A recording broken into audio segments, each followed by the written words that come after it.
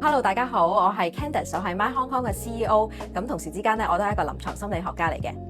My Hong Kong 咧，我哋係一個精神健康嘅慈善團體，咁我哋咧嗰個嘅宗旨咧就係確保香港咧係冇人需要獨自面對精神健康嘅問題嘅。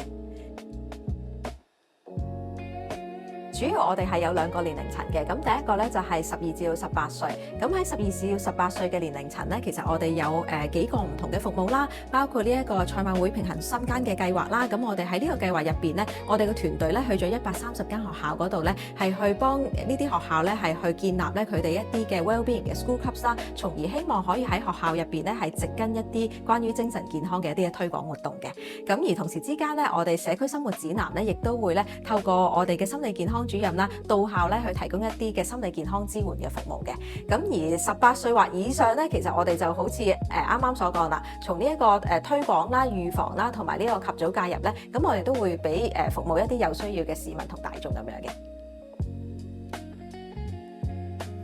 咁喺社會對於精神健康嘅標籤咧，我覺得係有我哋可以分咧，即係唔同層次，即係或者唔同嚴重程度嘅一啲精神健康嘅挑戰嘅。比較嚴重嘅精神健康挑戰，可能我哋會講緊一啲精神分裂啦，又或者係躁鬱症呢類係可能比較嚴重少少嘅精神健康挑戰啦。喺好多時候咧，啲人佢哋會覺得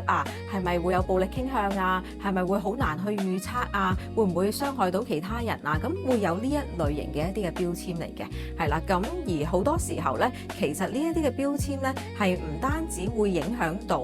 即係成個社會對於精神健康嗰個嘅睇法啦，覺得呢樣嘢咧係好可怕嘅，亦都會影響其實當事人咧佢對於自己嗰個嘅睇法。我哋可能都會講話有啲內在嘅標籤、內化嘅污名喺度，係啦。咁而喺啱啱所講如果可能係比較普遍啲一啲精神健康挑戰，例如抑鬱焦慮咁比較多嘅一啲嘅標籤就係覺得呢啲係個人意志嘅問題嚟嘅，係咪你懶唔去解決問題嘅啫？就會將呢樣嘢咧係俾咗係嗰個人嘅責任，而睇唔到其實呢一個咧都係一個病啦。其實有好多唔同因素而影響到嗰個人有呢一個精神健康挑戰，甚至係即係一個病嘅一個嘅狀態。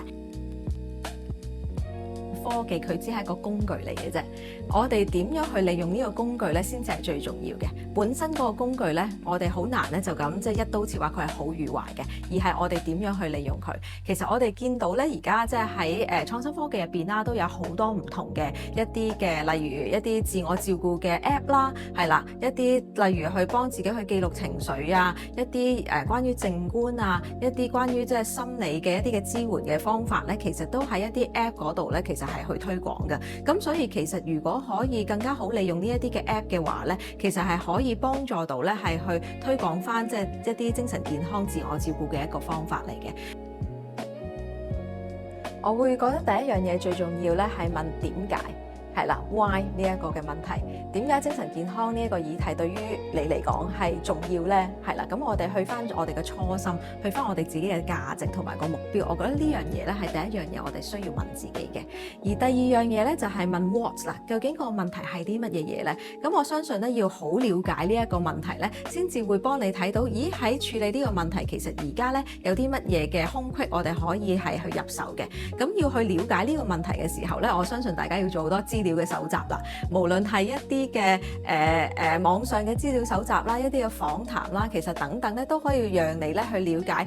你呢個問題而家個狀況係點，有冇一啲嘅空間你係想去處理嘅。而第三個問題咧就係定位啦，究竟其實精神健康呢一個嘅議題都非常之大，亦都好廣泛嘅。究竟你想定位你自己喺邊度咧？有啲例如我哋講精神健康，我哋可以從即係 micro 嘅一個角度，例如可能心理嘅角度啦，又或者 macro 嘅角度去政策嘅角度啦。其實由一個即係 micro 到 macro， 我哋都可以即係有一啲唔同嘅處理方法。咁究竟你呢個 project 嗰個定位係啲乜嘢嘢咧？咁可能咧就要去了解下嗰個你哋係想點樣。當你有咗了解個問題，有咗個定位咧，你就可以諗一啲可行嘅解決方法，就係你個 solution 係啲乜啦。咁我覺得喺成個過程當中，你去諗一啲 solutions 咧，唔需要即係諗一個嘅，你可以諗好多個唔同嘅 solutions 嘅。當你諗咗好多唔同嘅 solutions， 你再去睇下平衡利弊邊一個咧係比較可行嘅，咁你哋喺呢一個位咧，其實就慢慢咧可以將你哋嘅計劃書咧就寫出嚟啦。